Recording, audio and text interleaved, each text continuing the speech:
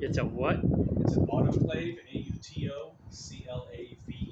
The purpose of it is to sterilize, and there's a on the other end of it, it's got one of these as well. So you open it up. That other room would be kind of a cleaning room, a Okay. sterile room.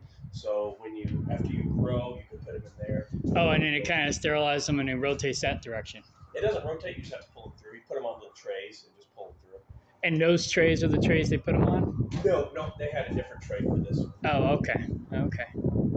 Cool, cool. Yeah, if he's going to get into growing mushrooms, this is definitely something he probably would want to have. Or something similar. This one's really big. I don't know why they had this larger one put in here. Other than I think the guy, like I said, I know when I bought the place, he still owed his parents 85 grand he borrowed from him. He stiffed them and left town. He stiffed a lot of people money. He never Ouch. paid for the guy that built the mushroom outside. Wow. He was not exactly a reputable individual. From what I've heard, I've never met him. So he could have just had somebody invest and said, well, heck, I'll just buy the biggest one I can find. It's not necessarily What I need. exactly. But Because he probably didn't finish paying for it and he anyways. may have not, because this was a custom made. This company is a steelworks company. They don't necessarily make these individually. They will do custom orders. So I have no idea. There's not an actual spec on it as far as going to their website. There are companies that build them individually. Right. Heck, something like this would be probably close to 100 grand Wow. to have done. Of course, your used market's a lot less. I True. talked to a gentleman in California that had one slightly smaller, and his was 20 grand Nice. for it. So used. Used. Right, right. So the market for them is Pretty pretty good. high. Now you get small ones, and they're still going to be Expensive. those bucks for a tiny one. Nice. So they can be a pain. I'm going to pull this wall out here because it's just studded in. It's not load bearing. And that wall there, you can see the metal piece. That's just a bracket around it. I can pop that out. And then I'm going to put it on jacks, like probably a couple car jacks or something. Swing it around here, and then hopefully find someone with a loader that I can pull it out. So you're not planning on doing mushrooms? Nope, I'm not trying to grow marijuana. Oh, you're going marijuana. Right on. Well, I'll give my brother your number because he kind of wants to go that direction as well, but he's mostly going to be growing hemp for the mushrooms. Oh, okay, right. Because he wants the fiber and the Yep. stalks. So, Well, heck yeah. The good thing about the marijuana world is, and I'll be honest, I've never smoked it. Do I care? If you wanted to go outside and line up right now, that's fine. I don't care if you smoke in here. Nothing's in operation. right. Live your life. But I also see it as it's such a new market, and I've told people, look at farming, right? Used to, my great grandparents had 40 acres and made a living on that. Right, right. They supported themselves. They had food. They had money. You can't do anything on 40 acres today except have a couple of cows, and your cost for the land at probably 3,500 to 4 grand an acre, then your cost for the cattle, then everything else. You make $0 Pretty much, yeah. and try to get into row crop. Good luck. You're No, looking yeah. at $250,000 for a machine. Then you've got your insurance, you've got your seeds, you've got your fertilizer. What if it's dry like it is now? And you're like, oh man, do I plant? And the weather's been changed. There's all these things. You can't financially get into it, but marijuana you can.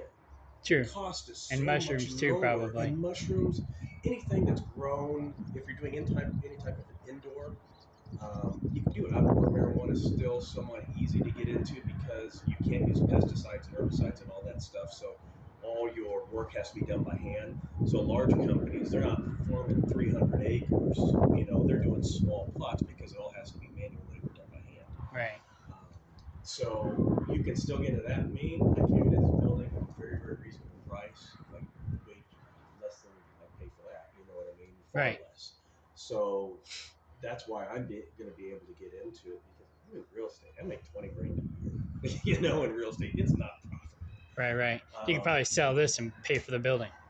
More so, yeah. I already had one piece of equipment I sold and paid for the building. So Oh, I have made more on this property and I haven't grown anything yet. nice. So, but there's still a lot of work to do. All these rooms, these ones are reefer insulated. The other ones are concreted in, and I'll show them to you because you've got to get those. We got to get those wind shelves for you out of the top. Oh, okay. They're brand new, like those, not even used. used. Oh, that'd be So, awesome. My brother would definitely be interested in this. I'm just gonna use these to cover my beds to keep the cats from using them for litter boxes. oh, gotcha. So anything that's got stems small enough to go through those holes without it damaging the crop, That's a good idea. that's what I'm gonna use them for. That's a good idea. Yeah. If you want to sell any of them, I got a lot of people want them for crawdad traps and you name Okay. it. You know, there's always. Well, I figure whatever my brother and I don't use, we'll all end up selling. I sold them for $5 a piece. The first day I made $200. Nice. I was all right, sure. You know, so yeah, there's definitely a market for them. You Cool. know? Cool.